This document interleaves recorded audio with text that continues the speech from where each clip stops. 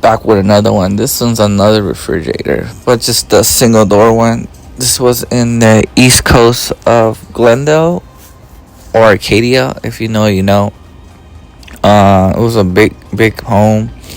The refrigerator was like right there, so I just had to pick it up and put it on back of my truck, and then deliver it to a ADU. It was like 15 minutes away. It was pretty hot though, so I was trying to do it as quick as I can. And it's funny because the ADU, the balcony was too small, and the front door was a little bit bigger. But then I had to take out the door, but I got it in. I had to wiggle the doors. I had to do a lot of stuff to get it in.